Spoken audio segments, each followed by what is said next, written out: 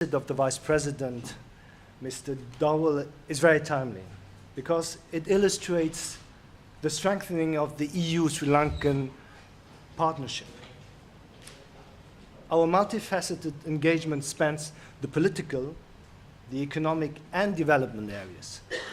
On the political side, I can be brief because you all know that there have been very high-level visits to European leaders by both the President and the Prime Minister, but also by other important ministers, including the Minister for Finance. You also know that we have got different ways in the EU to try to promote, how would I call it, the development and the economic growth of Sri Lanka for the benefit of all its citizens. One is well known, it's the GSP+. Let's wait for the outcome. We hope that it's going to be a positive one. But we have also not to neglect the elements that we can use through our bilateral development aid program.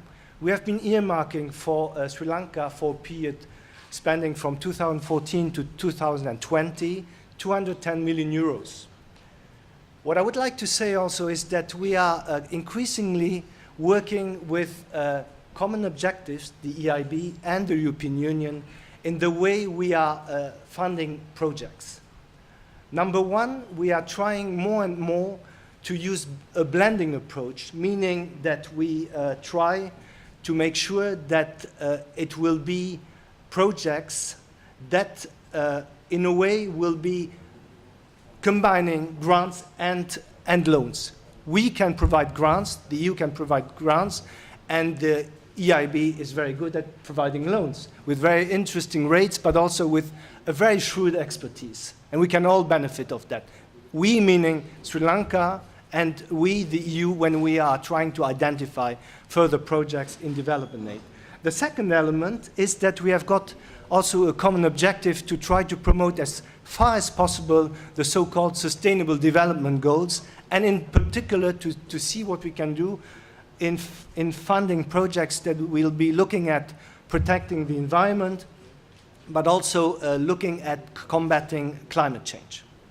Now, the visit of EIB has been a unique opportunity for the Sri Lankan government also to showcase their plans for the sustainable development of the country.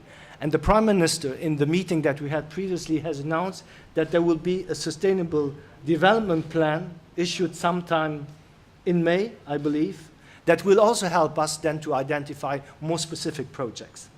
So, all in all, I'm very confident that it will be possible in the future for the EIB to make more investment in Sri Lanka and to attract, through its label, very importantly, more private investors. The meeting with the Prime Minister, but also the meetings with the various ministers and the more technical meetings have been very promising, and I thank you for your attention.